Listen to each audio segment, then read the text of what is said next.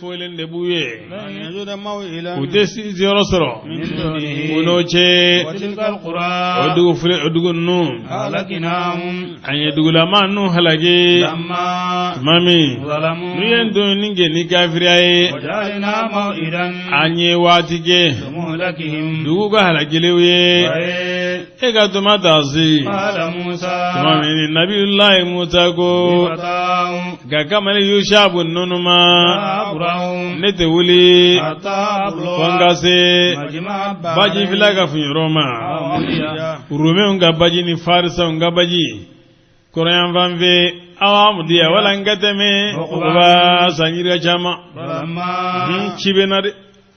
Musa wajuli badegi balizraga wo alhamdulillah rabbil alamin ga wajuli donana ayanna fa ya mufilla ne nyom fila gunzurla dugolo inga ambe kume lafiya ko don ay Musa ningonde don ne bile nyom wara be jina don do est ce que nyo ala nyom nda jie ko no mimi e bo donna ambe ni ngani chere Musa efle ka on na fa chogomi ka disukuru inga bela jele nka wasa surala defo foi mazurala nyom mi soro jina quoi le nyonte ala ko ki nyombe de ki nyombe nam salama agole bemi ago eka baji ko filanu la yemande eta masin do fay ko aka wata masin batu abina shido nam salama ni nyede ka hakili di amma ya fay chomi ala to nyorola ala gere yere ajira ka fuko ala to nungu be bigono den ko dembe awu ma to were be min doyre to were be min toyi to do be ala ga jon ala bisika ga jondo ladune wala to do ko chogele le do ko non be bitende na angwanye liwena jon chendo ala ka sa tambulu anga sira medina adafalendo amagote foila chendo nga ala nyini na makobe ala ka jonyu mo na de ay man adali waliyan faqad adantuhu bil harb o de menengo ala nyini na makobe dina joba mamin lene medina kono mamin ni bisala ni olobe diskun chini norore o de ko sala gra ko ni wiye ubi hakili jini alala awliya allah mana foro abode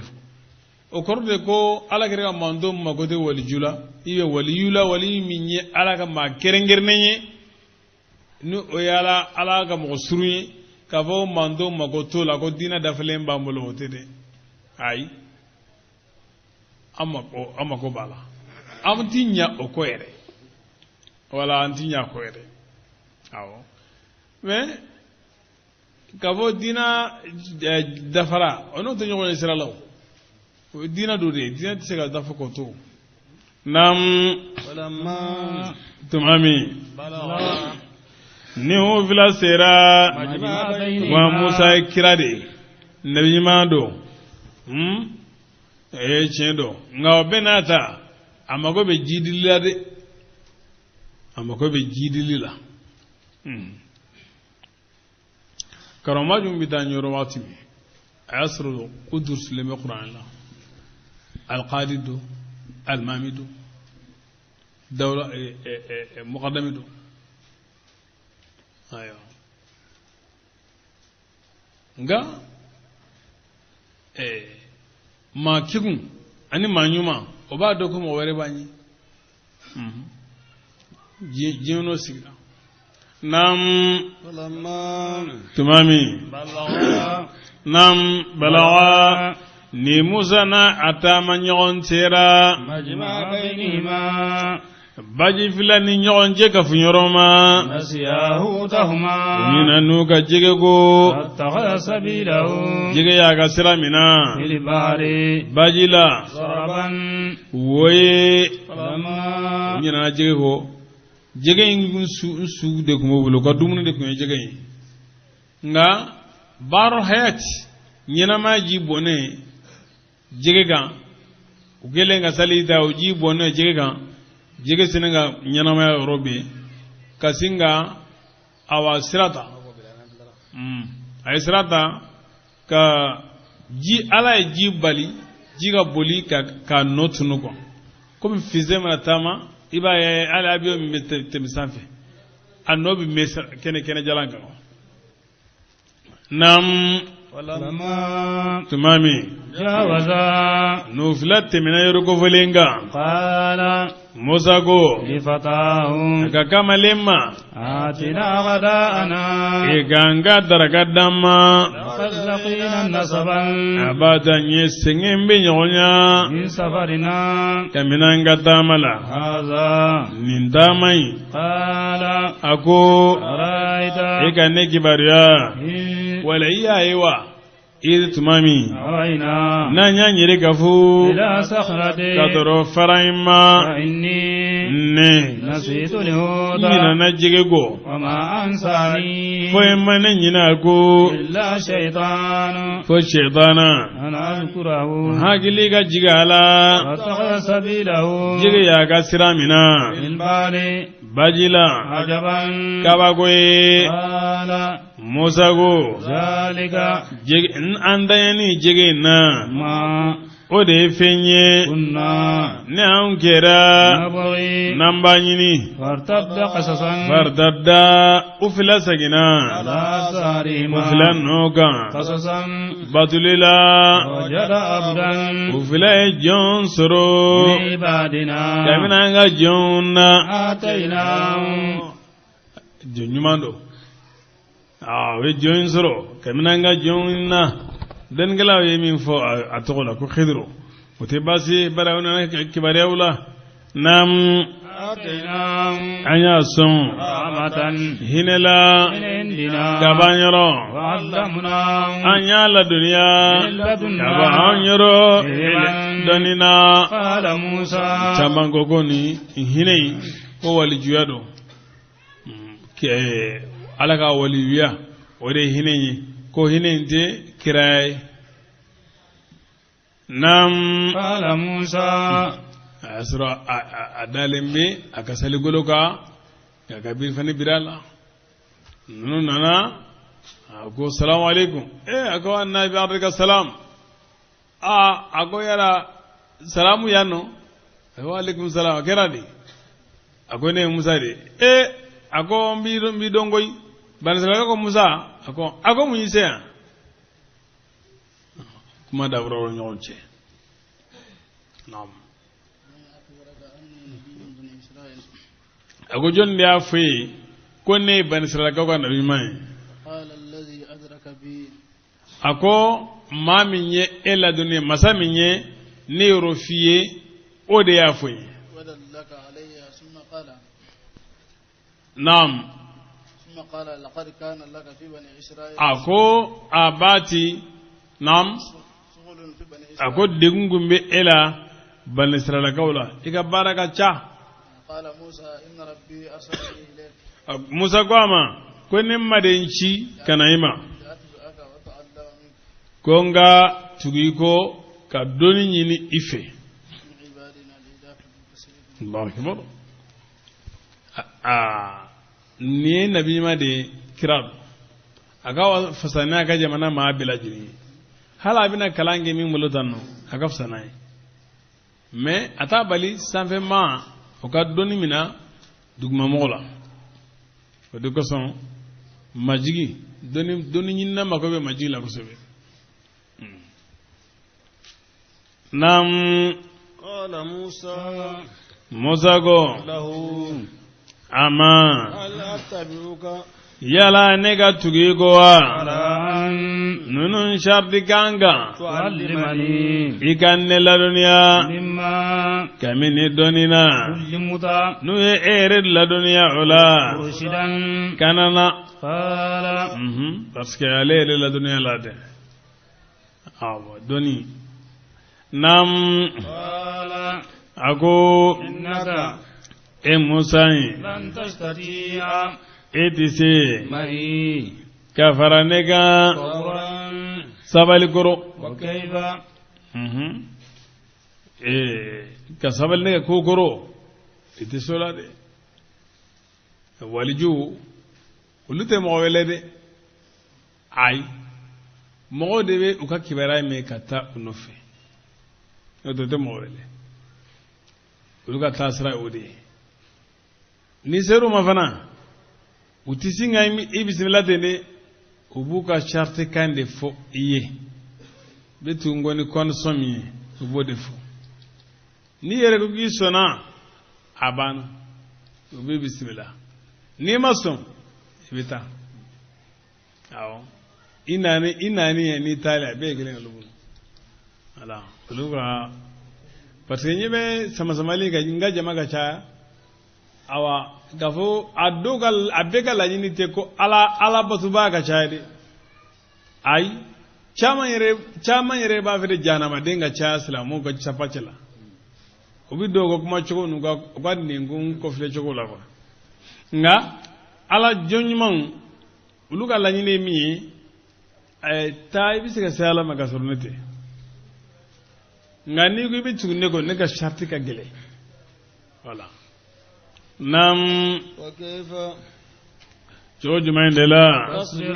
naam ne bɛ e bɛ sabali alama fɛn kan lam tuhid ne e ma lameleke khuburan naam khuburan donina bi n'o ye ala a ko sabajiduniya wajibi e bɛna ne sɔrɔ de insha Allah ni ala sɔnna ma sabiran sabaliba ye ala asi amran ne tɛ ɲamara kan soso i ye jɔn ɲuman in a bɛ a ka jɛɲɔgɔnya saritiw a bɛ k'o fɔ Musa ye tiɲɛ don dɛ aw b'a kalama n'an ko ka sariti wɛrɛ sariti ko min tɛ kuranɛ kɔnɔ walima ni kuranɛ ka taritibu cogo n'o t'a la anw ka jɛw la jɛ o jɛ si tɛ kɛ bi ni saritikan dɔ t'a la an ka bɛnkan ninnu an ka tɔn minnu n'an b'u dilan an bɛ saritikan kɛ a bɛɛ lajɛlen na ni maa min bɛ don haut conseil la sisan i b'a sɔrɔ haut conseil o bɛ la'iha dɔ de d'i ma a donkan ye o de ye n'i b'a la i bɛ yɛrɛ lazimi ni fɛn minnu ye o ye nin ani nin ani nin ani nin de n'i bɔra o kɔnɔ bɛɛ gɛlɛya min b'a la ani gɛrɛndɛ min b'a la o bɛ f'i ye o ye baara bɛɛ de ye n'aw bɛ jɛ kɔni k'aw bɛ ko organiser fo a ka condition dɔw de kɛ a la saritikan dɔw de kɛ a la voilà o tɛ bidiya ye dɛ o ye diɲɛ yɛrɛ taacogo de ye adamadenw tɛ se ka fara ɲɔgɔn kan k'u gomi fiyewu fo saritikan dɔ de ka ye an ni ɲɔgɔn cɛ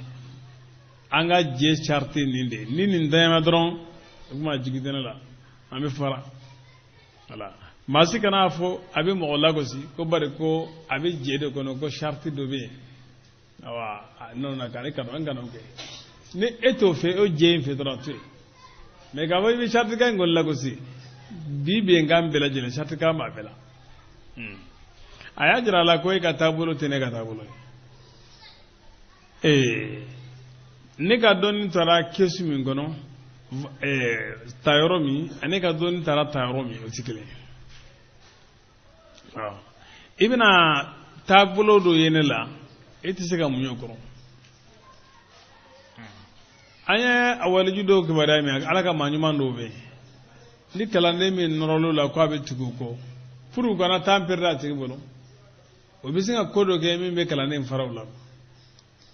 e b'a fɔ k'u ye sariya fɔ ɲɔgɔn e bɛ gidi n'o ye de nka i bɛ sɔrɔ ko hakika la e de mago sara n'o tɛ olu ma sariya fɔ ɲɔgɔn awɔ a karamɔgɔ dɔ bɛ yen nɔ awɔ kalanden dɔw delila ka nɔrɔ a la a ko e tɛ se ka ne kɛ kalandenya muɲu dɛ a ko n bɛ se ko karamɔgɔ ko ne kɔni ne bɛ se dɛ don dɔ la a ye denmisɛn dɔ minɛ ko ne a dumuni ba tun bɛ denmisɛn kɔrɔ a denmisɛn minɛ a donna denmisɛn so kɔnɔ a y'a sɔrɔ saga sirilen b'a bolo so in kɔnɔ kalanden t'o kalan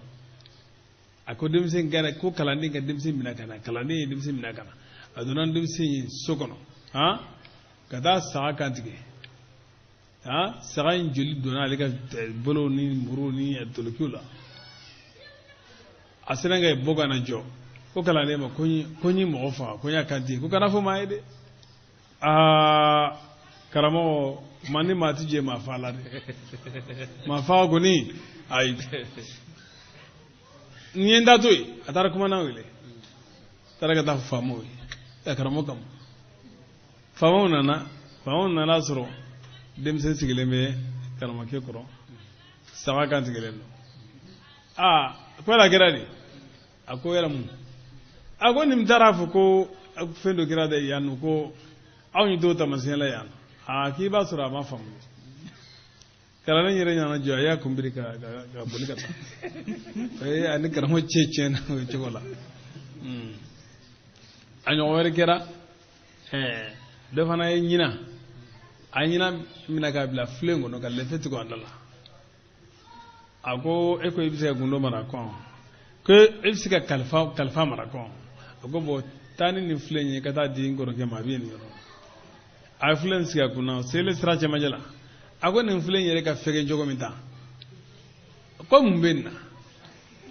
ne b'a fɔ ko ka taa nin ye fo nin yɔrɔ jɔn na a ye dɔɔnin d'a ma ko i b'a sɔrɔ karamɔgɔ gundo de b'a la ko n kana lajɛ a ni y'a kɛ ye a ye sira fara ka filen jigin ka lefe bɔ filen da la ɲinan panna ka bɔ a y'a gɛn ka dɛsɛ a ma sɔrɔ o fana kɛra a ma segin ka taa karamɔgɔ bilen kɛra ne karamɔgɔ cɛ tiɲɛni ni sera ka muɲu k'u ka fɛjɛ ka muɲu a bɛ nafa u bɛ dusukun saniya ka diɲɛ ko bɔ a la pewu ka ko ka jɛ a bɛ nafa parce que bɛɛ b'a dɔn ko jɛɲɔgɔn inna tibaa tasruqu tibaa bɛɛ b'o dɔn ni ni maa ɲuman jɛra i bɛ kɛ ɲuman ye ni ni maa jugu jɛra i bɛ kɛ juguman ye o ye kira ka hadisi jɛlen ye sallallahu alaihi wasallam misalu jalisi asali wal jalisi sui ala kira o misali ya fany nafiq al kir wa ba'yati misal wa ba'al misk ala kira o fany fam fela ani miski ferala ala kira o misali ya fany nini ni jera hal na mi so miskina kasa duma ngoni bi do sorola nin do fana jera ni mi cogo don aka tasma bi ga fini jenne wala bon ma nyuman je nyonya ani ma jugu je nyonya o misala o de kwa ka foko o te islamara bi nafato la no o te kuma fota ere o te kuma fota ya ala kira ko ma minu yon gan ala kama dambe tunu nyogonche o e ma nyuman jindi ala kan no nam قال نعم فإن تبعتني أدب الهرواري وبيدون لنونغا كما يقولون ما عندنا لا بيجا كما يقولون في اللادم يجومي نيا كلسي يبصروا اللادم بي وكمالا نعم أحكام ظاهرية وبي min be khalfala hakam zahiriya min bo fana kono no fana be kirdo we ke ne ganda we me kirdo be no anyes tisinga don foni ya elema wala me o bela jelembe nyonga hakilla o be nyonga hakilla mina man tafaqaha wa lam yatasawwaf hakaza na'am bismillah تجوغل كما نرى أن أصحاب المذاهب المختلفة ينكر بعضهم على بعض نونو تينيون كون نونو تي بانغا نيونغا حكيلا منا وبنيونغا حكيلا بوني وتو بنا من نيونغي nga anga tabolo nu ni min demina la gosil da brasare bal yukaffiru ba'duhum ba'da an dadati da fonya da mamane an salama da ba do ba foko do e kafir de kasinga do ta ka ato ma imi aka tamanse jonjoma ere bara kambe ni tigila mo de ma cho ibe aka me ni jama gol de ma cho ko kafir do flanka fudo ati fate ati kira ka sunna sallallahu alaihi wasallam ga imanin kurfa ya dai na'am jimai faman tafaqaha ya bo an be amita kofi na'am nan sera yo amma ne insha Allah wa idha ra'u mathalan 'abdan min ibadillahi ikhtarahu Allah bi shay'in min al-fiyudat fa kanat lahu tariqatun wa atiba'un nara ma yunkiru alayhi ربما وصل الأمر إلى شتائم وتجريه بل والتكفير شارويكو كو نيانغا مولا جيبي نوي جوندو إسا كمين ألاكا جونا ni ala ye o joyin sugandi ni fende kamini aka norow la anaka heraw la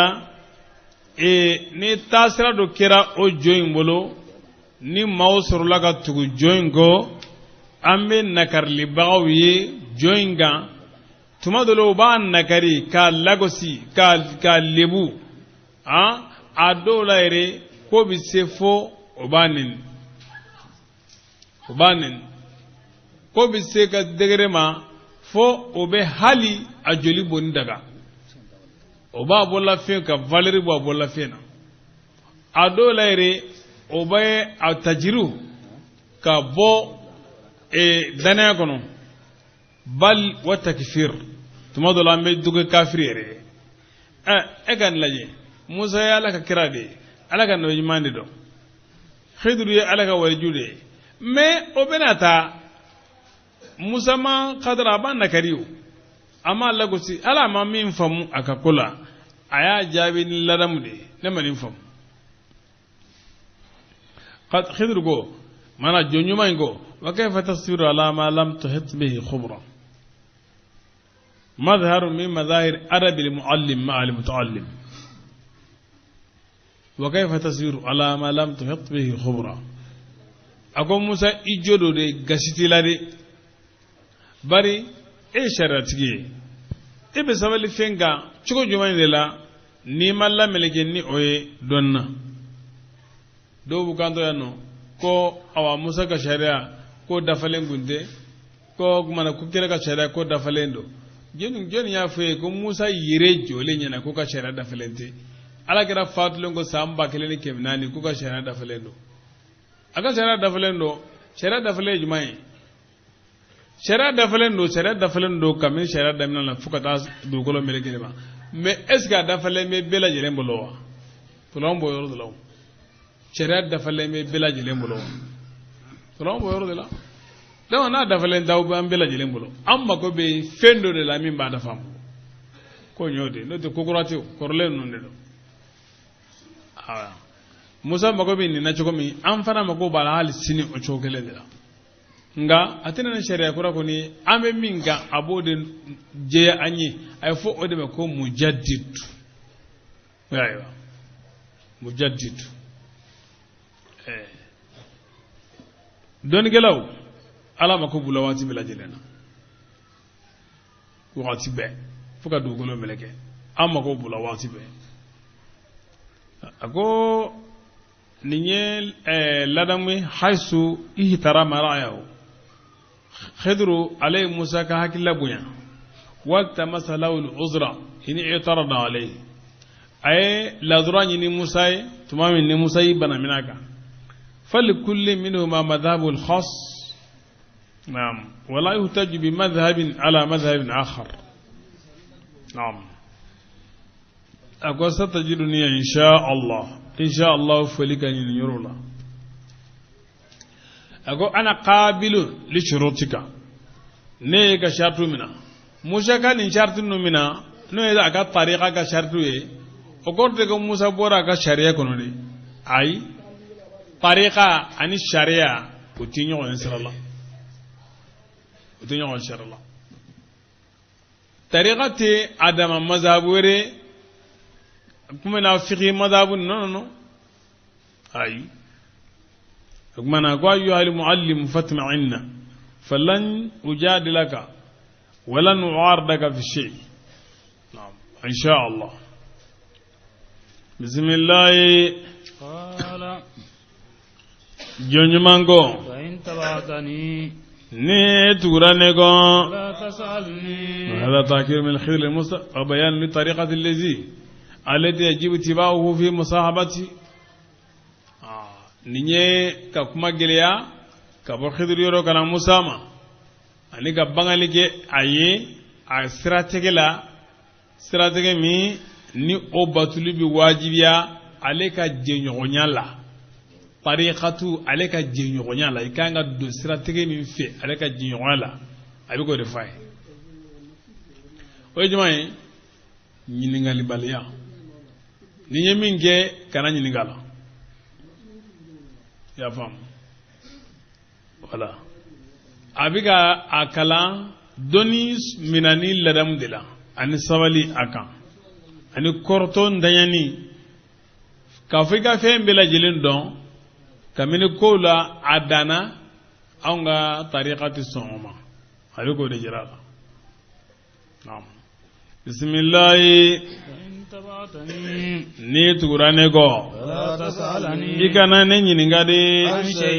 kabo fema fonga sindelige laka iye minu kabo feina zikiran gofolila antalaqa ufila tara ta'iza rakiba utuma minu fila yelena isafinati kulunga kharaqaha ay kulun fara qala willa yelena kulunga udene kulunga no ye kulumbolla dawde ye kulumbollan kulumbolla ko kuluntigi ko nam ako nu ye jado yede bari foy tu bolo silafana tu bolo foy tu bolo فقال صاحب سفينة kuluntigi ko ما هن باللصوص nam ما هن باللصوص ako nu de jado yede ولكن رآه do de go ay ko ska nu ye masibe we ko ay kon nu nyidi nyeda lade masibe nyeda ti fili koy لكن رأى وجوه الأنبياء dako nam ولكن رأى وجوه الأنبياء akon ne nyebala nabi manye de ben nunkum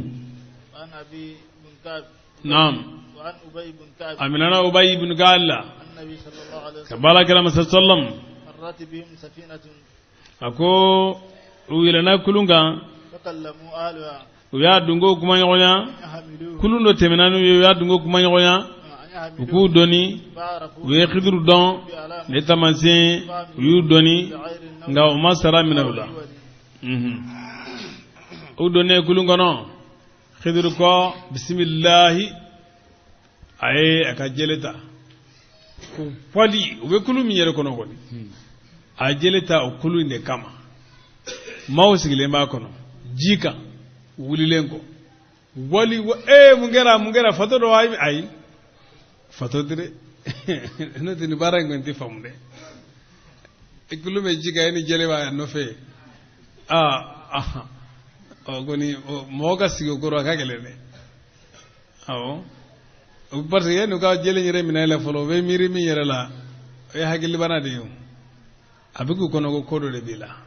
ngote nam ay jeleta ay kulin kari ay mange kilin kari nga bola ka walonga bala ko da ka defugel ka kulunde fo may nga ay mangi min bola jima dofe hali jiki se gele ama dofe ko Musa tumi nayi oyi ay aga fini mina ay fini nge nam ay fini sori wola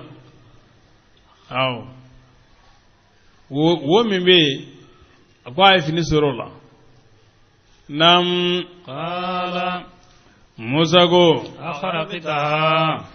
kulin fara yudwalaha ibina dunge tojilawa laqad jita iya fara ibina mo tojilawa kuma fara kuma ndiga mo tojila nam laqad jita abadi enana shay'an femma imran na cika jugu musa gon don gon ne gebe la parce que kongo to flabe ul famandi don yin nan na fulan na nga chenre la ka kulu fara ma fam yeli yake ka moto jilawa nam qala khidru ko alam aqul ya la ne khidri ayele miseninge agoyela ne mafwa innaka kafa lan tastati etise mai kafaraneka sabran sabalikuru qala yewala ndawede ka bo khidri yoro musa ma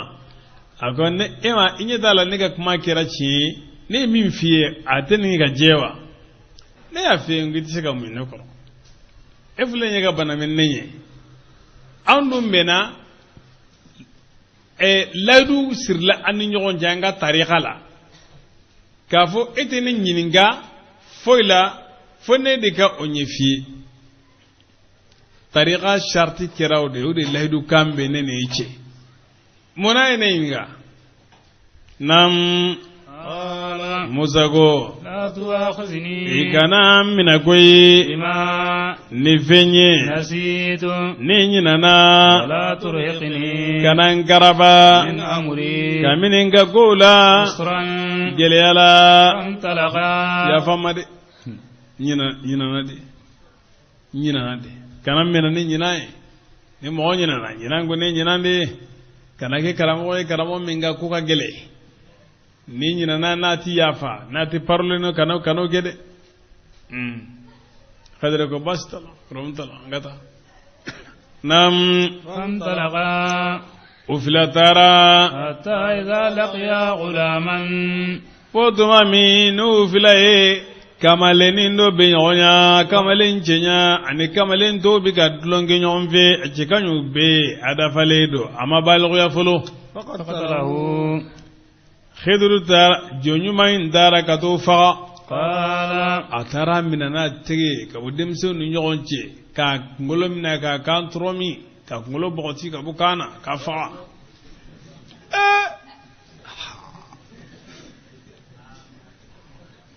pati nam قال musago أقتلت نفسا iye nin faga زاكية nin sunuma hala ma balgo ya folo بغير نفس ama hali mogo faga ka sura ama ma faga ko ba sa faga nyogone hal ni niye ma faga ti faga nyogone ni ma balgo ro do faga nyogone لقد جئت abadi nana شيئا femma نكرا akonendo sharia bela قال ay ni defam sharia sila ama nyina yande atsega munyin ngorowa nabi ma tsegi mangu fenga min ni sharati nam قال khidru yele miseninge ama jawi ulu tibo chogola nam قال ako ألم أقل ya la ne mafuwa لك iye إنك kafo لن تستطيع itese معي kafara nega صبرا sabali guru قال amate mininga amma dimi amma fo amma bo chogola yele miseninge doron ka jawi nam قال musago إن سألتك ninne nyininga عن شيء kabo femma بعدها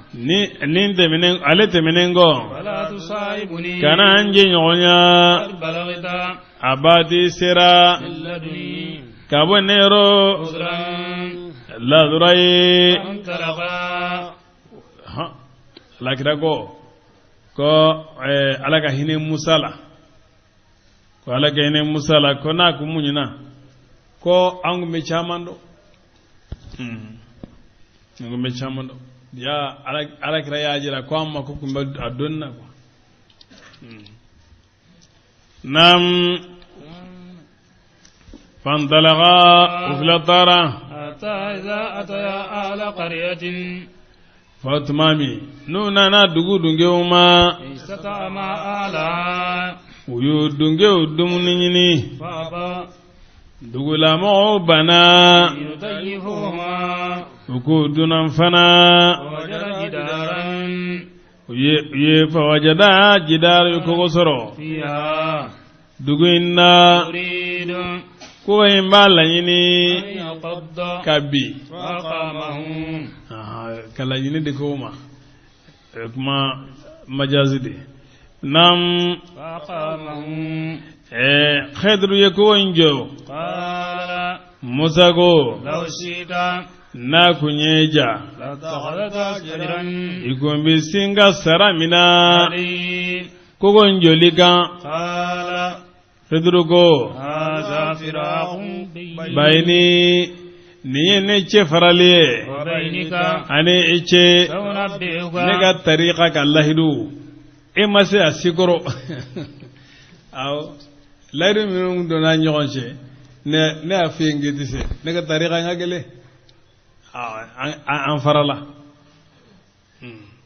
nam سأنبئك awajibi nebe kibaruya بتأويل ما ni fem funkoroy لم تستطع ni mase عليه oka صبرا sabalikuru أما سفينة هذا فراق بيني وبينك هذا فراق بيني وبينك تعد دستورا للحق سبحانه وتعالى ودليلا على أن هذين المذهبين لا يلتقيان فيظل كل منهما له طريقه المرتاد له طريق وغير المرتاد له طريقه فلا ينبغي أن يأثر أحدهما على الآخر بل يلزم عدمه في حدود ما علمه الله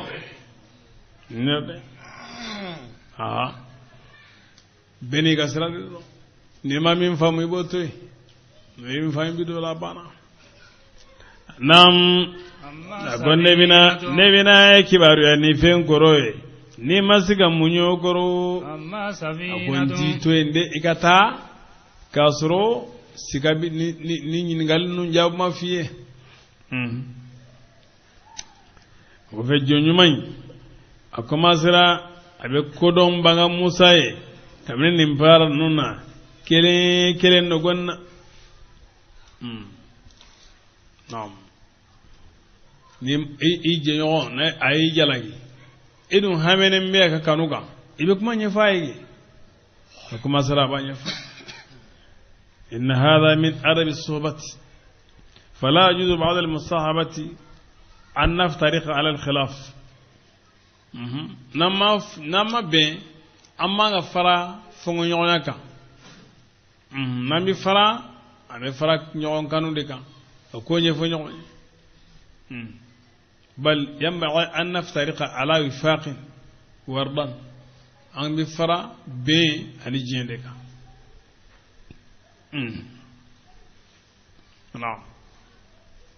لأن الافتراق على الخلاف ينمي الفجوة ويدعو للقطيعة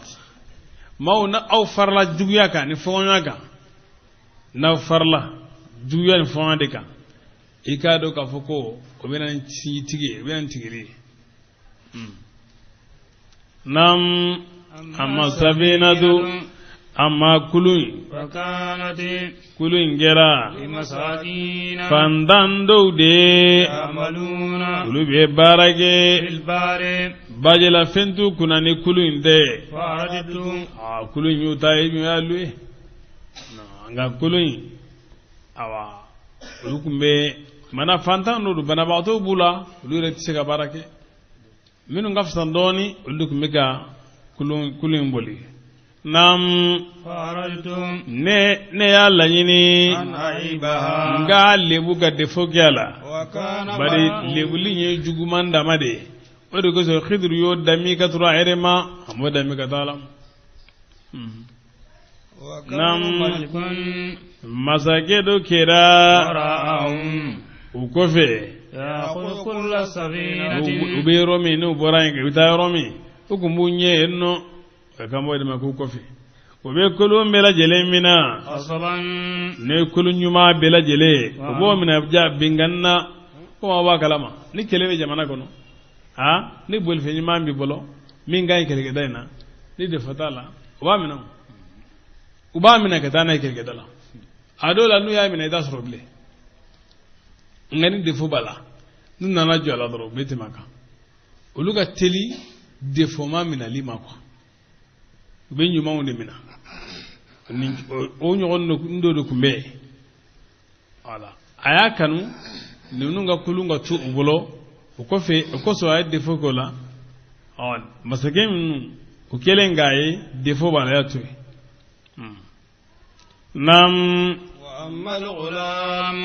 amma denmisɛn فكان أبواه ale bangebaa fila kɛra مؤمنين limana jɔn fila ye فخشينا an siranna an ni ala أن يرهقهما a kana n'u karaba طغيانا ya dalila وكفرا ni kafiriya la وأردنا an y'a laɲini أن يبدلهما ربهما o fila mago fale لهما nam خيرا ɲuman ye منه ka tɛmɛ nin den kan زكاة senuya la وأقرب ale min ka surun رحما sinji hinɛna ale sinji tugu la nin yɔrɔ la den a y'a faga ka da ko min kan a ye ko de don a la ala ka dɔnniya sira kan ni musa kun m'o dɔn a la قيل ولدت 70 نبيا na dogo ko ni n fagalen kɔ bangebaa ninnu ko ye den sɔrɔ ko den nabima caman kɔlɔ mana nabima caman bɔra siw la fo ka taa 70 ma ما فعله القدر kama khadru y'a fɔ cogo min من قتل الغلام إنما هو جار على naam fitina ni denw ye bangebaaw caman jara bilen bɛ ni o ye bi dɛ ka fitina ni den bi kɛ sababu ye k'i bali ka taa alabatiyɔrɔ la a bɛ se ka sababu ye k'i bali ɲumanya ma a bɛ se ka sababu ye k'i bali fɛn caman ma yangi denw ladamu de u bila sira ɲuman kan i yɛrɛ bɛ min dɔn ka denw ladɔnniya o la o de ka ɲi naam فإنه لا يجوز قتل الصبيان الكفار فإنه لا يجوز قتل الصبيان الكفار naam إلا أن يقاتلوا naam ko kafir denw cɛ an ka sariya la olu fagali ti bɛn fo n'u ye kɛlɛ kɛ بسم الله في الحرب ah ولو ترى شخص على ما ترى عليه قدر naam ولا يجوز له قتل الغلامان a ko yanno ko ni maa min den kosagina ni den fatura kana dimi kojugu ala bɛ baraji min d'i ma den fatuli la n'i kun b'a dɔn i kun bɛ limanɛ sɔrɔ i kun bɛ limanɛ sɔrɔ bari denmisɛn fitinin ma balgoya o bɛ taa fara nabi ɲumanw kan daga misiri janna aljanna kɔnɔdenw dɔn bisimilayi وأما الجدار amma kogo فكان kogo in kɛra لغلامين denmisɛn fila ye يتيمين yatimɛ den fila don في المدينة dugu in kɔnɔ وكان كنز sanu dungen de kɛra تحته kogo in kɔrɔ لهما denmisɛn fila in mɔnyɛ وكان أبوهما u fila fa kɛra صالحا maa ɲuman ye فأراد ربك e ma y'a laɲini أن يبلغا أشدهما denmisɛn fila in ka se u ka sɛmɛ kelen ma استخرجا كنزهما n'u ka sanu dungen labɔ رحمة hinɛ kama من ربك ka bɔ i ma rɔn وما فعلته ne ma o baara عن أمري ka bɔ n yɛrɛ ka ɲamadiya ma ذلك a ko fa arada rabbuka o ɲuman dɔrɔn de o bɛ da a y'o danbe ka taa ala ma fɛn min ye juguman dɔrɔn a y'o danbe ka taa yɛrɛ ma naam ذلك a ko min y'o ye تأويل ما nin de ye fɛn kɔrɔ ye لم تستطع ni ma se عليه o kan صبرا sabali koro يسألونك i dɛsɛra ka muɲu min kɔrɔ de filɛ nin ye Allahu akbar sanu dungin mana nafamafɛn dɔ de tun bɛ yen o nafamafɛn wajulu tun b'a la ni sanu walahaw ni fɛnw o de tun b'a la ajibtu liman yu'min bi qadar kayfa yahzan ko akaba ko ra mala ma min dalen bi ala kala tigela ko ele bi dimi muna tuma natu de kan limana jobe la jelen de sukuno wati be ela felene kan to bari ko be be kene ala kala tigede ko ale ka wara mola min limana men gersege aba yarsinga muna aga wara ma mola min limara min sai ebe jama muna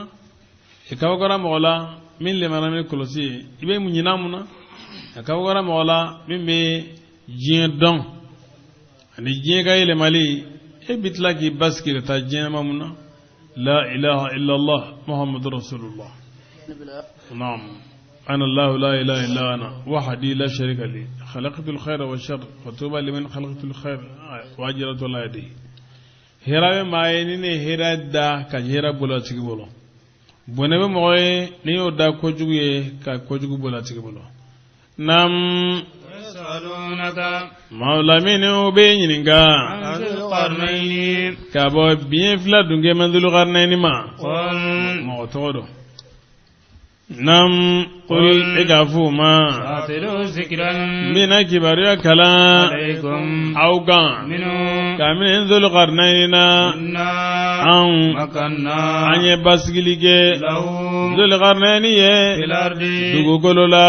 atayna anya son min kulli kamin shay'in fembe la jelenna sababan sirala fataba sababan atura sirako kadat lebife hatta idha otma balagha minasira maghrib ash-shams tilebi yoroma tilebi dogoromi tilebife wajadaha aitlen suru taghribu anye koro abibi fi aynin abitunu fi ayni jinyela hamiatin ni obogomado wajada qauman ay modo suru jinye nyorola inna ango hadha al-qarnayn zulqarnain yo imma ekalla zabalike ni fa'aliye imma an tattakhidha wali kasaramina ula nyuma mina ula ni nyama mina liye qala zulqarnain go amma momi zalama no endo ni geni flaga fiaye wasawfa soni yu'azibuhu ambo la zabani fa'aliye thumma kasagi obatigi sagi ila rabbihi kadora amama ويعذبه ala batigi yanqada yanqadalla no kagile amma man amma momi no liman yara na nyuman bara nyuman sarabo tigila moye wajiban bi folige o tigila moye kamina nga kola no yala kasagi ay sira mina kata koronfe watumami ne asira tile boroma ay tile nsoro abibo mauga amma sura lange uye uni tlenje kobo chugola abati ya ulla melekera ni fenye no bidul qarnani yoro donina kasani atura sirago otumami nasira barazi filani nyonje turki ka dugolo fudayrola ay modo soro uflaju goro ulu de surunya be kuma fam ugo dul qarnani yo ikaru ya juju ani ma juju ulu ye cheningelaade duguma kolola yala mesara jegewa ye nununga ika barasige aunche ani ni masuya uche marufana bura adama nuhu de la nam ago femi ni mai mbasigi ola ogafsan na ga wardile ayende mede ni farigolo la sebe me barasige auche anuche ayinson nege kunguruna fotumami na iddakenige barasi filani nyonje ani nege ni farai ago ayafi fotumami na yake tasumai mana yake kum tasuma qala ko atuni qidran ay ekmana zira dinema atuni atuni qidran ay zira jidima ufri alay qidran bo zira jin surala ma zira jiyele ko kika koli fama istata'u ay umase afla bebe bar to kele ne mafulu kele ne masta'u bebe amasta umase ya juju ne ma juju mase uka koli zira kolile uka kokota yere umase ay wo bolila zulqarnaini ko min barasi hinedo kabone maro فإذا جاء وعد ربي لنمغلدنا abe barasinge munyu fenye nemma gallahidu bike ce ya juni maju chaman bawo biyel dugulwa wataragina ba'dahum alayre kuma to dafa ako dona ambu doto oboli ndona ubinyami dola inu mogoni nam won fiqa yefelige buru kono kunni kama anye dambe faranyonga la bi qiyamah don ay jahannama gere odona kafiru ma abla geralila kajirula maminu nolu nyew kera datulana tabanga kofali maqurane kono ukera utese menima yala mawya bisigadewa ma minun kafiriyara ukwaneka jon somina noye malikaw ni isaw ni alaka jonjumawnye na magen alaye ne alaye surnya bawe mana mawye mawkuke besili bawe kuka kota kanyisi jonnuma kani Allah ta'ala to inno tabbatuta kanyisi jonnuma kani Allah ta'ala to inno tinyade salamon aya famde jo batuti takanyisi manyuma site no ko ya ayatu ay abbe wasiladi site ayatu inama ayatu Allah wala to ko so batun no ne bebi takadi Allahu kelelema akelembe batuti takanyisi walijuma ati takanyisi nabi mama atita kanyesi kirama abita kanyesi ala kelem pewdema ni mami kala ni mami kana ni mami ngiri sabu nyumai ibe bonya mingoye ibo koy ko mina fala rianya mara no jomi waman yu'azzim sha'air Allah inna min taqwa alqulub sha'airullah ma alaga sabu nyuma alaga batu tamansim ni mami nyolu bonya yala le bonya o defenga fede ay nam an jahannama labi kafiru ye dunan fana ye maulamine kafu yala an ka o kibariyawa ni bɔnɛnɛw ye baaraw la remaw ye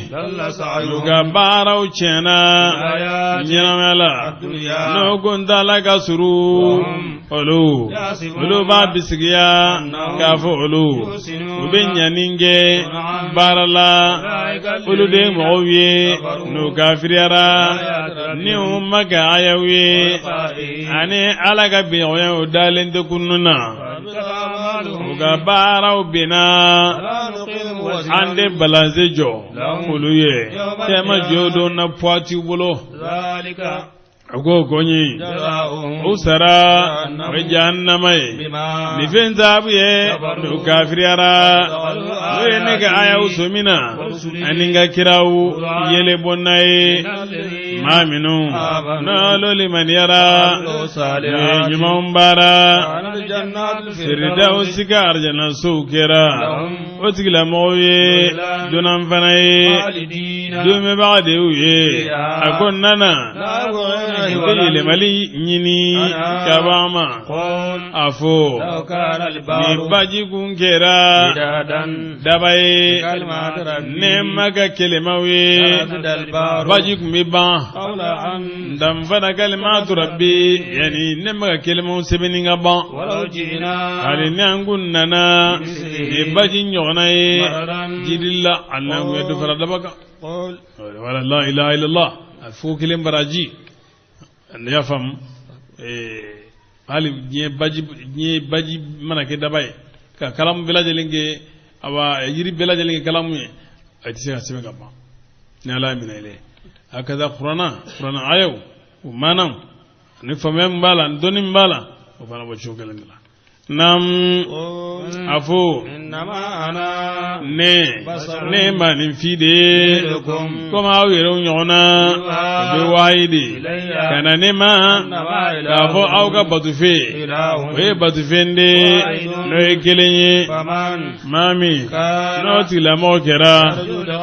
na ba maga benyo nya jigiya tiga barage barala no kan kana damben sije nyonya na maga batuliye suratu maryam makiyatun wa ayatuha 98 ni qur'an suran tani konontona binanna do jiginina ayam bi kononton segi kelema keme kononton keme wolofla ni fla harfu ba sabani keme segi an bi sabanturu bismillahir rahmanir rahim ajira magan suran نام كاف هاء عين صاد نعم ذكر رحمة ربك الله أعلم بمرادي بذلك ذكر رحمة ربك يقولون غنوي نونجي غني أنغالي منانوي نونجي غني ودي كلي مناناي هذه 5 حروف مقطعة تنطق باسم الحرف لا بمسماه kafu ga musamman da ya kai ka nga a togoyere da ko kafu li'anna al-harfa lahu ismun wa lahu musamman togo bala wa weri li fin fana bai ni kawago de ala kira alema kalange te sebeni don mais ay kafu don ko e kafu chogo jumendela ala de ya fa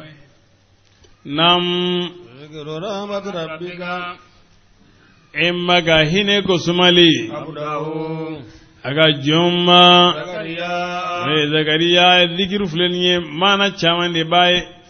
zikiru al khibar bi shay fa zikiru wal hadith an shay zikiru na'am bismillah tumami نادى ربه ni jonye amawele ni zakariya we amawele wele lila ni wele lindogo nindo sabu wele dogole ode jabi katili ne bi joke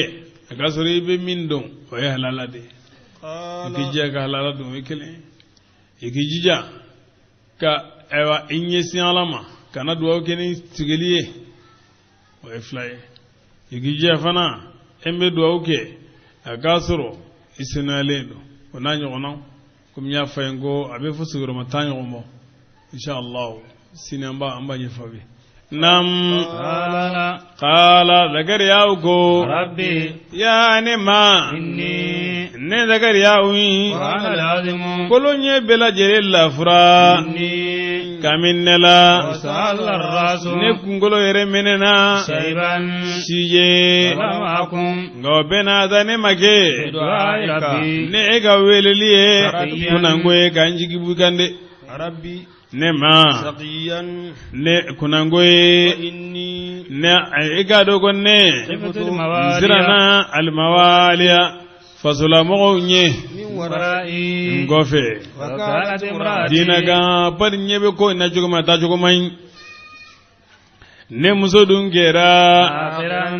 denwolobale boroge kɔnɔ de wa fahab e ka sɔnni kɛ ne ma kabu yɔrɔ waliyan besilibagala denkɛ la n'o denkɛ n bɛ n ka tiɲɛ ta a bɛ tiɲɛ ta kabini Yakuba dunkew ka bulonda la e k'a kɛ yanni ma jɛnimɔgɔ ye yɔrɔ nam ya Zakariya yo an ala ko an bi nisɔndiya ni kamalenni ye o tɔgɔ Yahaya de an ma tɔgɔ man kɛ Yahaya ye ka ko ninnu ye Zakariya ko ya ne ma to jumɛn de la ni kamalenni bi kɛ ne bolo ne dun muso kɛra boroge a ba ti ne sera kabini kɔrɔbaya la a jigitigi yɔrɔ la 120 o ye dɔ kɛ muso a jigitigi yɔrɔ nam Allah ta'ala ko bo cogo la ciden ko ten i ma ko den dili ma tan o ye ko nɔgɔn de ale bolo a b'a ti ne e da ka ko ninnu bɛɛ lajɛlen e kun ma kɛ foyi Zakariya ko ya ne ma e ka taamasiyɛn kɛ ne min bɛ a jira ko muso ye kɔnɔ ta Ala ko e ka taamasiyɛn i ka banga mɔgɔw kuma ɲɔgɔnya su 7 a ka dafalen Zakariya bɔra a ka mɔgɔw kan kabini misiri ka sitani kɛlɛyɔrɔ la n'o ye mihrabu ye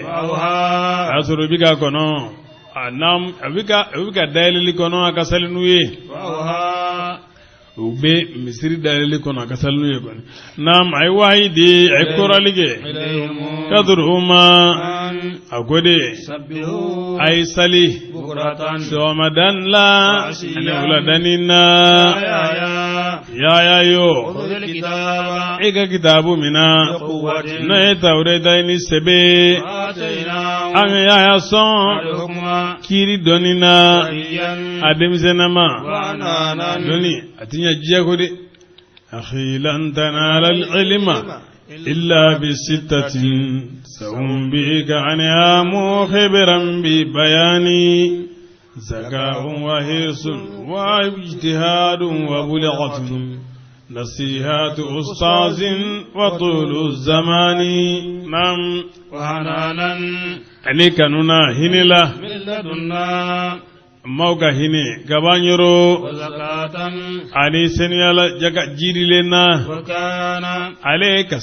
سرق يوكا كغا يوما يوكا نعم وكان وي بنسما دي Benzema nam ya kera ala Israel jonye ani akera batuli bae ne abange ma filae ayre make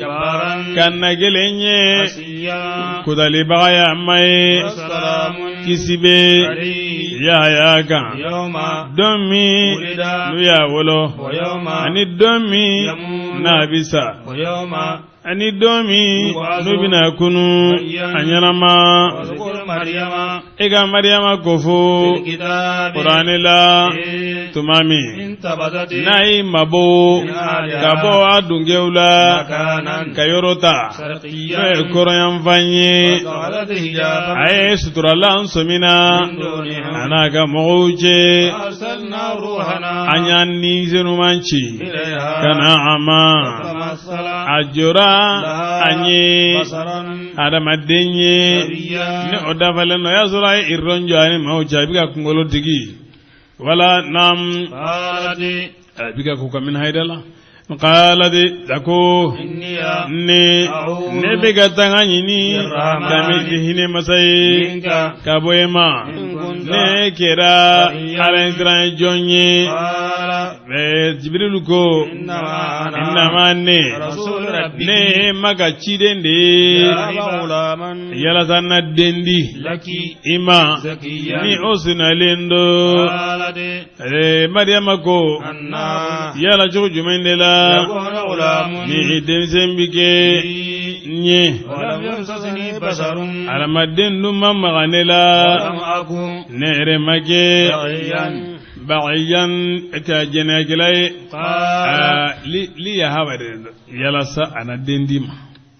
ala na dendima nam qala ago kadhaliki ago ega ko bo chugo de la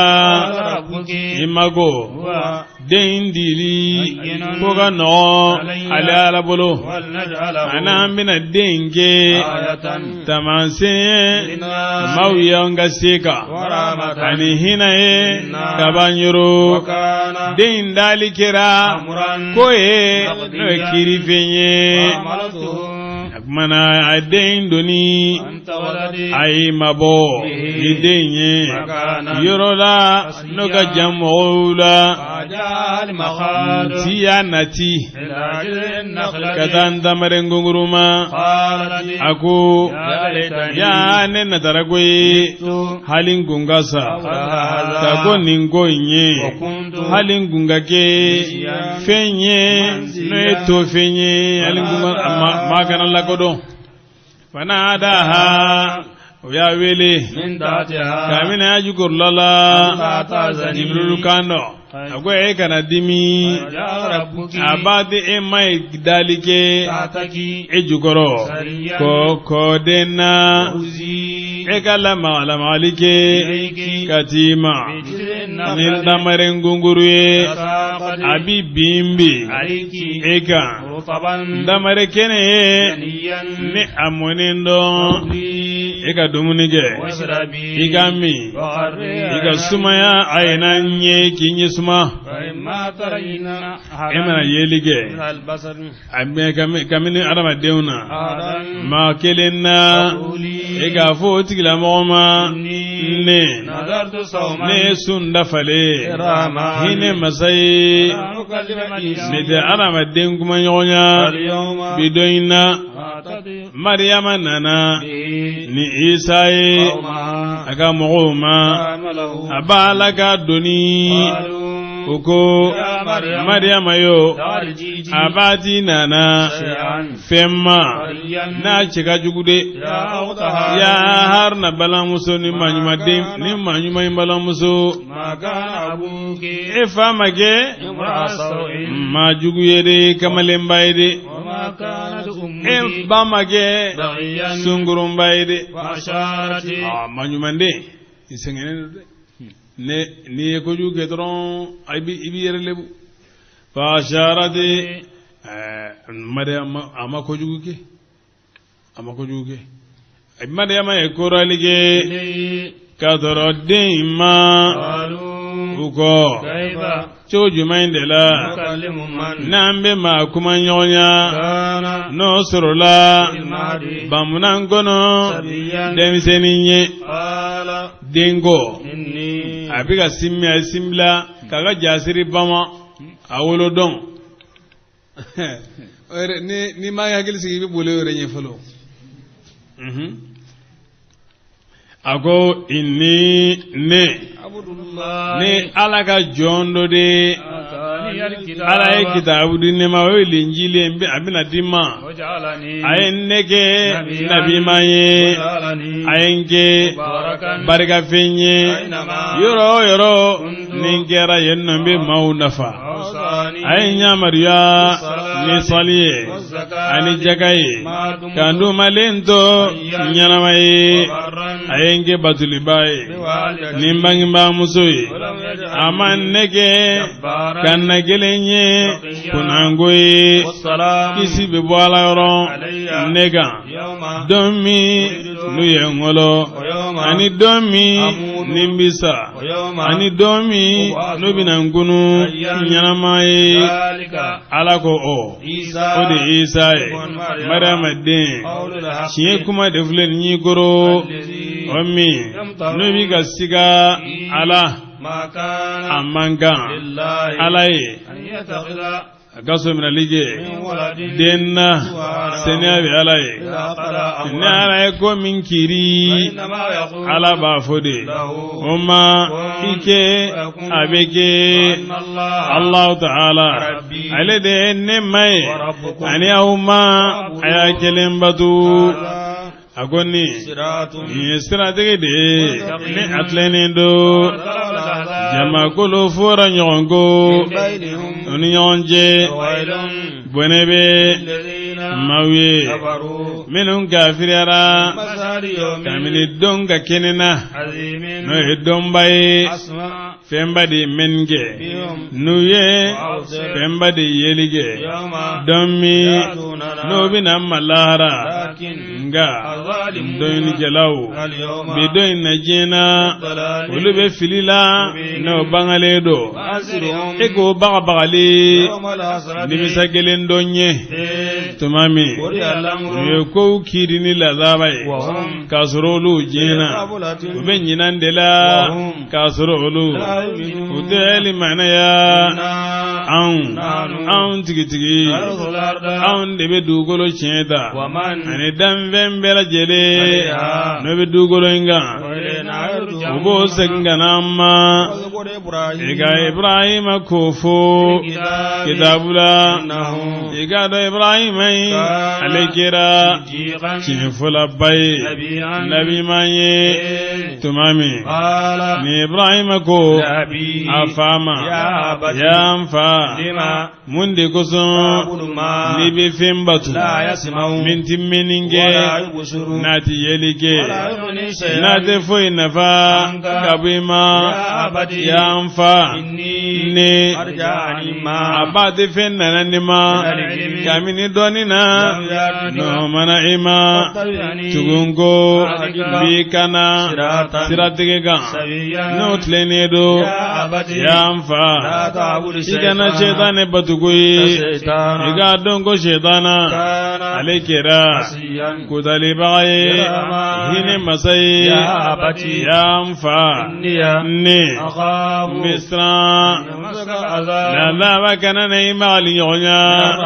ka bɔ hinɛ masa yoro e bi kɛ dɛmɛbaga ye sɛtanɛ ye kala Ibrahim fago e banbaga ye wa ka bɔ ne maaw ma ya Ibrahimu wallahi ni mi fara mi kɛro ni fara ye i ka tigɛ n na wagati jan kana kuma n fɛ a ko kisi bɛ e kan arabi ne bɛna n ma yafa deli i ye i k'a dɔn ko ne ma a kɛra ni ne hafiya ɲumankɛla ye ne bɛ n mabɔ aw la ani fɛn min n'a bi ko batu n'a ma kɛ n'Ala ye ne bɛ n ma de batu a bɛ se ka bɛn n kana kɛ ni n ma ka batu ye kunanko ye tuma min n'a y'i mabɔ o la ani fɛn min n'o b'o batu n'a ma kɛ n'Ala ye an ye Isaka ni ama ani Yakuba an y'o kelen kelenna bɛɛ lajɛlen kɛ nabi ɲuman ye an ye sɔnni kɛ saba in bɛɛ lajɛlen ye kabini an ka hinɛ la nafolo ni den na an ye tiɲɛ nenkun kɛ o bɛɛ lajɛlen ye ni o kɔrɔtalen don tɔgɔ duman ye i ka Musa ko fo kitabu kɔnɔ i k'a dɔn Musa in ale kɛra jɔn sugandilen ye a kɛra kira ye nabi ɲuman ye anw ye Musa in wele kulu kɛrɛfɛ n'o ye kiniyanfan ye an y'a gɛrɛ an na gundo ɲɔgɔn ye an ye sɔnni kɛ Musa ye kabini an ka hinɛ la a balimakɛ la n'o ye Haruna ye k'a kɛ nabi ɲuman ye i ka Ismaila ko fo kitabu kɔnɔ i k'a dɔn Ismaila in ale kɛra layidu tiɲɛma ye saba delila ka do kɔnɔ bitu tile saba o tile saba in kɔnɔna na o tigila maa mana nga munyene ka kono fukot le sabase وكان rendez-vous nam وكان alekera رسولا kiraye nabi mai وكان ismailu kera يأمر أهله abaka maunya mariya بالصلاة ni sali والزكاة ani jagaye وكان alekera ina rabbi amayro jinfinye ويقر إدريس ega idrisa kubu الكتاب kitabu kononoy nam jaddu abinu hina ibi في do ya الكتاب fotinno إنه إدريس هذا لقبه واسمه أخنق بن الشيش بن آدم ولقب ذلك لأنه أول من درس الكتب ما فلم يكتب كلام كود إدريسي لأن الله أنزل عليه 30 صحيفة قيل هي الذي نزلت على أبيه وقيل غيره هو أول من خط بالقلم ما فلم من يسبن جن كلام ياي ما فلم يفني كلا ويالي ما فلم يكلك منا سمنا وياي ما فلم يكافر كري وياي ما فلم يفلك دولدون وياي أني جتي نعم ودد نعم يابو كيسا أغزابيا بلغة مدنا إدريس هرو أو نعم أو نعم جد أبي نوح لأن نوح نعم نوح بن لبك نعم نعم نعم ako doni gelaw forangon gon uyi akorta makanu alimina قيل dogo المراد به lanyini naye المكان المعنوي ode koro kuma koromai وهو الرفعة وعلو المنزلة ani oye kordali de ani joro kordali وقيل المراد به المكان الحسي dogo ay ko lanyini naye oye kene ganyorode وعليه فقيل هو السماء الرابعة dogo okan dogo go sangulo nanado وقيل الجنة dogo nam الجنة aha واختلفوا في سبب رفعه idris alif sangol julana في الرابعة الرابعه نعم وقيل الجنة واختلفوا في سبب الرفعة النبي منو وبسانغولو نونا كتا كوينا فو اسرائيل ميراج سيغا فوتوم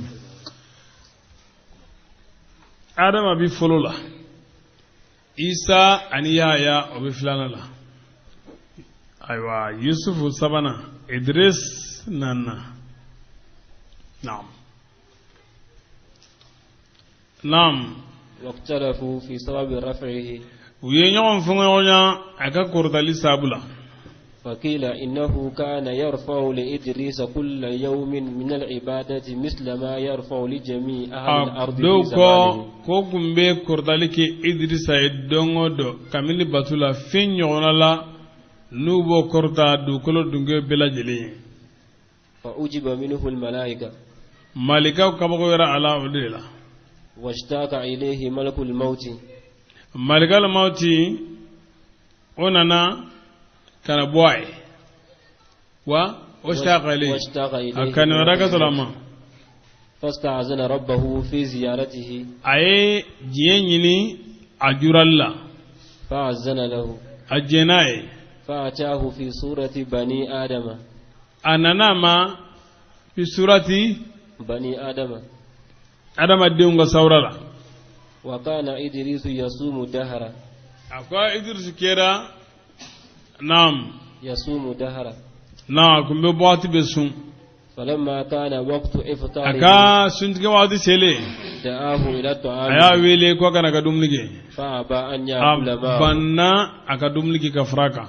ففعل 3 ليال ayo bara su saba فأنكره إدريس idris ya kon وقال له akwa ma في su ثالثة saba na la إني أريد أعلم من أنت ne ba fi ka don ejoni قال أنا ملك أكون الموت دي ملك الموت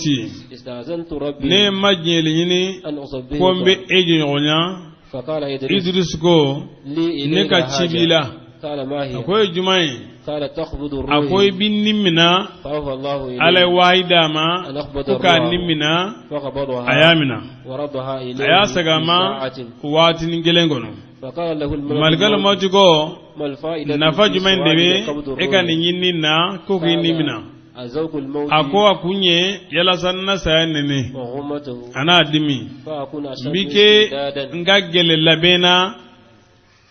ثم قال da له sagin Idris ko ama إن لي إليك حاجة ciwere bene bulo kadro ima قال وما هي akoy jumai قال ترفعني akoy إلى bin السماء kurda kadro sangaloma لأنظر إليك yala sanna flili kadro ima ani kada arjene ma antasma فأذن الله ala له jena yi فرفعه aya kurda فلما خرب من النار tuma mina surina tasmala قال لي إليك agomma حاجة nga cibila قال وما تريد akoy be munyini قال تسأل akoy be مالكا maliki anyini maliki fe حتى يفتح tasma أبوابها ففعل. kolosilikela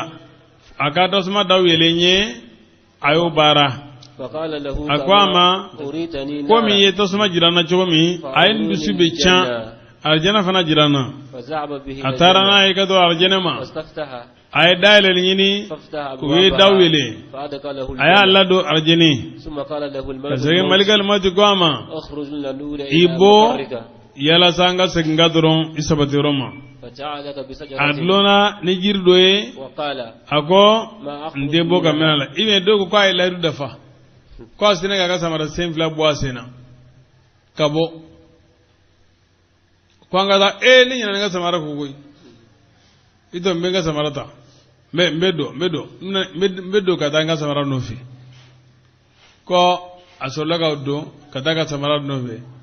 asena ngi panga sigi jiri kelen barola jiri bolo kan arjene ko nana ninjo leme ga kono nyena tara samara sa asamara ta nga mabu ko Idrisu tendere Idrisu nabi kede kono goy tendere Idrisu ndo goy kana ngataw etiti gatallawa etiya gitalla koy ako kumana akera du ako do gon tibuya mi e boya ngata mi mo bo arjene gata nyena ndida rosi ako ni baraisa aya فبعث الله ملكا حكما ala malika do ci بينهما aka kiri tige Idris ni malikal maut ce فقال له الملك الموت malikal maut gama ما لك لا تخرج munaiti bo قال لأن الله تعالى قال akon ti boni alaka kuma kande كل نفس ala de ذائقة ko الموت ko yana ngado arjene kono ko ambe be sayene وقال زبته ne anene وقال akere yere nyana ne sarambalo ngunna tuguni وقال وإن منكم إلى واردها akon masiti yaula fo biti me jana masrafe وقد سراتي. وردها akon ne temina srafe ndara jo adaire la ya jira na nyai وقال ako وما هم منها بخارجين ako ni udona arjene kuti bode ولست أخرج wana ne ko ti utebo ne de biboa ne ko ntebo فأوحى الله إلى ملك ma hum الموت min abi mukhrajina wa ne tebo de الله أكبر واذكر إدريس نعم وايو هناك بسم الله واذكر إدريس ega idrisa kofo كتاب نعم واذكر idrisa fi kitabu kono إنه ega do ga fo idrisa كان alekera صديقا chenfolai نبيا nabi mai ورفعناه anya kurta مكانا يرولا عليا ne kurta lindo أولئك الذين بقدر الكد تكتسب المعالي ومن طلب العلا سهر الليالي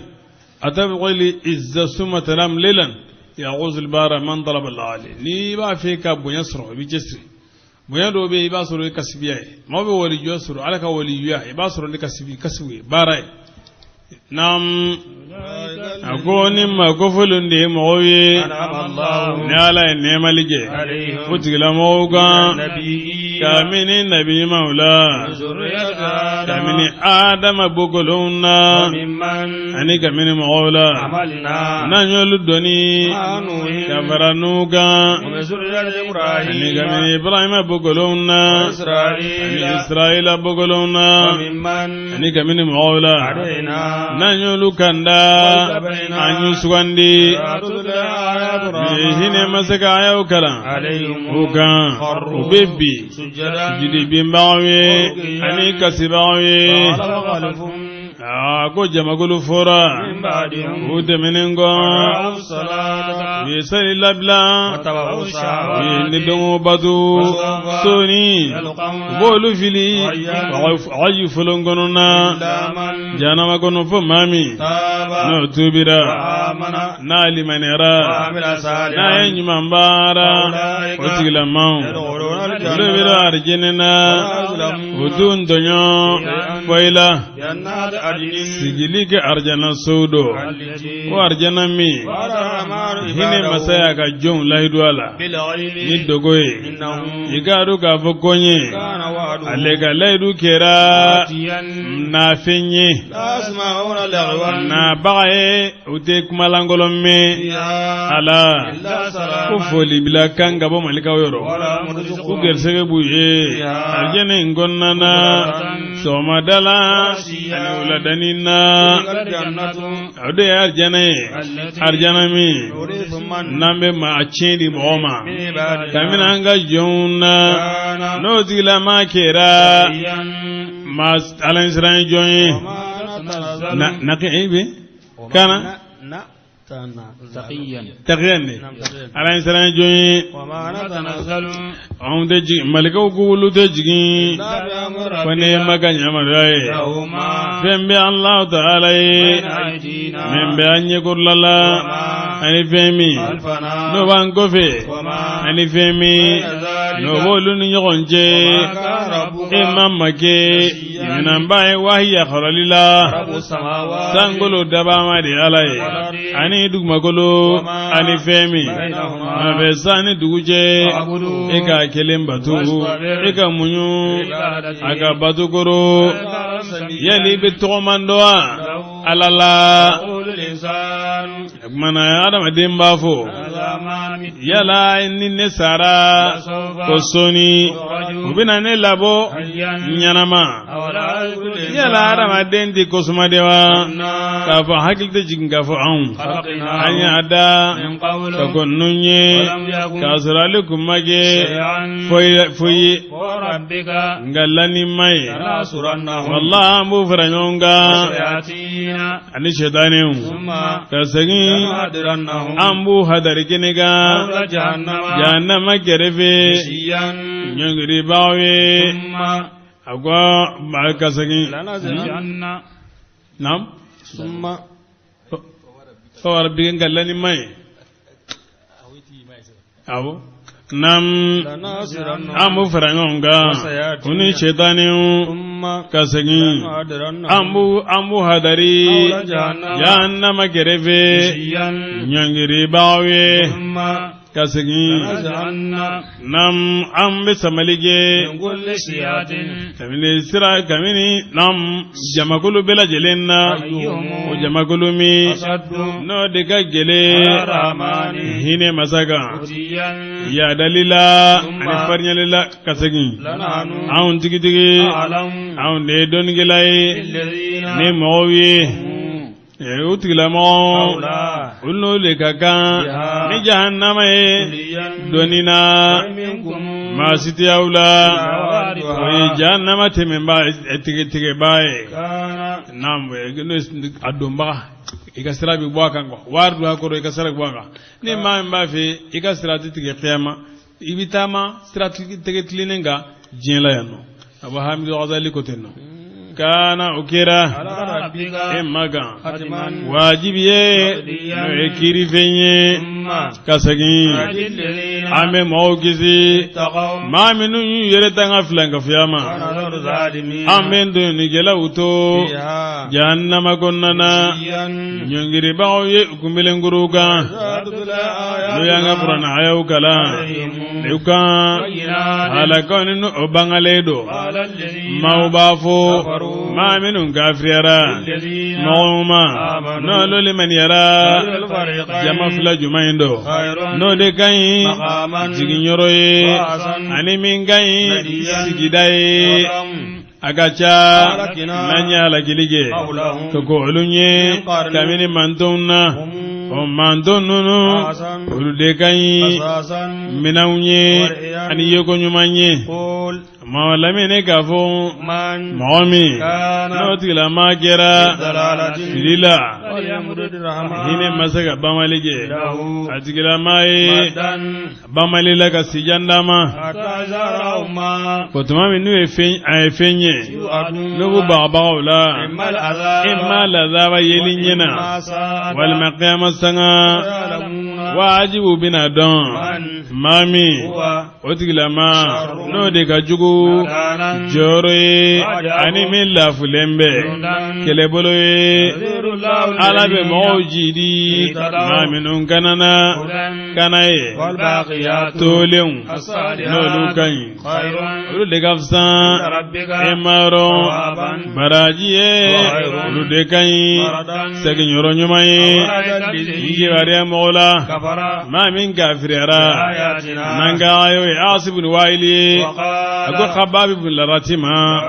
مبين النسولارا نفلولا عن الدين يلا علي ينجر كودو كليونا دوا ولا علي لا يدود سمينا هنا مسيرو كودا بلادي واجب أم بفين سبي نابوفو أم بمالجي أي كامل الذابلا بماللا أم بافين شيداما أو مفين بلا جلين شيء تأكو نبي كفو أبينا أما أكلي بما سمينا نامكنا عليه يلا سو من نكى ويه إذا بني سؤالي سنة دمايا ودبلا واجب بكافريا نو بطلي مو بكافر نو لك بطلي وبكي السنة وكان إمايوا كافرون أن الشيطان وشي كافروكا وبولسو سوليلا كنا كردو وكان إنما نعد أم بجتل دكي ويدونا جتل لفكة اللذواتما دومي نبي على إسرائيل جون فرنيونغا كتا هيني مسما جما كل كورتا ليني أمي جنوب كلاو جن كتر جهنم ما جما كل تجوي تس موت سرنا دومرا فمامي لا إله إلا سمينا هنا مسيرون لا إله إلا الله محمد رسول الله يهودي النصارى وهنا مسير سمينا لجي دنا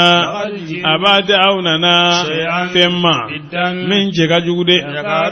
تانغلو بسرنا بكارينغاني كامينا كومايني